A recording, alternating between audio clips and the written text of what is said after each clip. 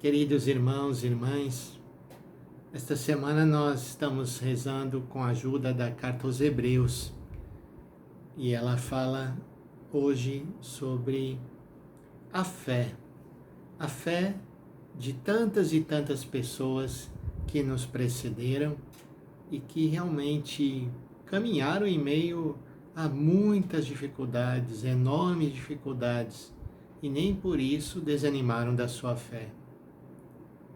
Que o exemplo de tantas pessoas que conhecemos seja para nós uma grande motivação para que nós também, em meio às nossas dificuldades, não desanimemos da nossa fé. A carta fala, por exemplo, do exemplo de Abraão. Abraão, o nosso pai na fé. Ele não hesitou jamais em duvidar das promessas que o Senhor havia feito a ele, mesmo que as promessas parecessem ser desmentidas pela realidade. E tantas pessoas dão testemunho ainda hoje, nesse tempo de provação, de pandemia, de ter uma fé pura e resistem contra todas as adversidades.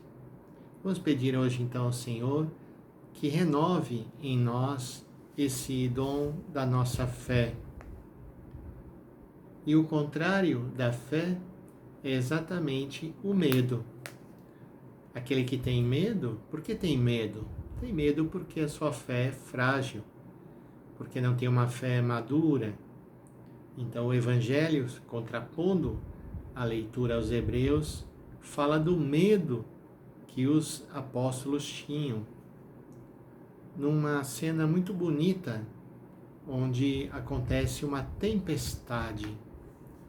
E como estamos vivendo tempos de tempestades, diz assim o Evangelho, Marcos capítulo 4, 35 a 41. Naquele dia, ao cair da tarde, Jesus disse aos discípulos: vamos para outra margem. Isso põe em crise os discípulos. Por quê? Primeiro lembrem, ao cair da tarde, ou seja, já está anoitecendo, e eles vão se aventurar na barca para ir para outra margem, para o outro lado. E esse outro lado nós sabemos que significava abandonar todas as seguranças que eles tinham para aventurar-se no mar à noite. Era muito risco. Quem é que quer correr riscos? As pessoas querem ficar na sua zona de comodidade. Pois bem, Jesus diz a eles: vamos para outra margem.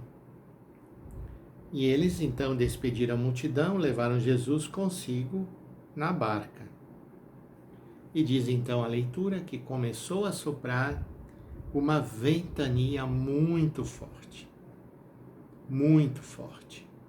E as ondas começaram a dar contra a barca, de modo que a barca já começava a se encher de água.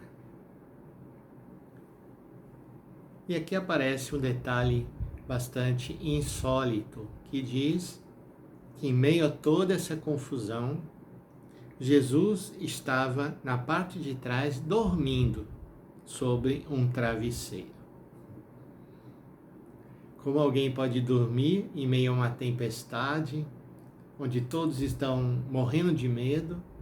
Isso é para demonstrar a confiança, a certeza que o Senhor tinha em Deus, que aquela tempestade não tinha poder sobre a igreja, simbolizada por essa barca que está à mercê das ondas. Assim interpretaram os padres da igreja nos primeiros séculos.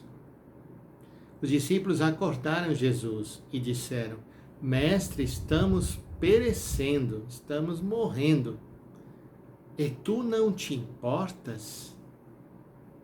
Pergunta dura, pergunta que demonstra um desconhecimento enorme do que é o coração de Jesus. Como Jesus não vai se importar de tantas pessoas que estão morrendo? nesse tempo de pandemia, quando a gente só vai acompanhando o crescente número de mortos, né? Imagine essa pergunta sendo feita: Senhor, estamos morrendo e tu não te importas com isso? Então Jesus se levantou e ordenou ao vento e ao mar: silêncio, cala-te. E o vento cessou e houve uma grande calmaria. Então Jesus perguntou aos seus discípulos: por que vocês são tão medrosos? Por que vocês são tão medrosos? Ainda não tendes fé? Vejam como aqui se trata da fé. Por que o medo? Medo porque não tem fé. Eles sentiram um grande medo, mesmo depois que Jesus acalmou a tempestade. O medo prosseguiu. E diziam uns aos outros: quem é este a quem até o vento e o mar obedecem? Eu creio que essa leitura é muito atual. Como nós somos medrosos, e como a nossa fé é frágil, que ao menor vento já começamos a duvidar do Senhor. E o Senhor sabe disso, da nossa fraqueza. Vamos pedir então que Ele nos dê essa graça de podermos crescer na fé,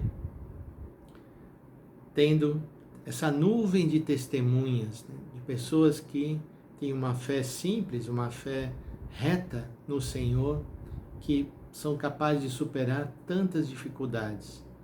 Sejamos também nós assim e anunciemos às pessoas: não tenham medo. Esse apelo que percorre toda a Bíblia: não tenham medo, sou eu, o Senhor. E o Senhor se importa sim que nós estejamos perecendo, porque Ele é o Senhor da vida e Ele quer trazer a vida a nós. Vamos rezar de modo especial por todos aqueles que perderam seus entes queridos nesta pandemia, por aqueles que se encontram nos hospitais, que estão desencorajados, para que essa palavra traga consolo e esperança e que faça aumentar a nossa fé. Senhor Deus Pai de bondade, pedimos a Tua bênção. Venha em nosso socorro, faça crescer em nós a nossa fé. Em nome do Pai, do Filho e do Espírito Santo. Amém.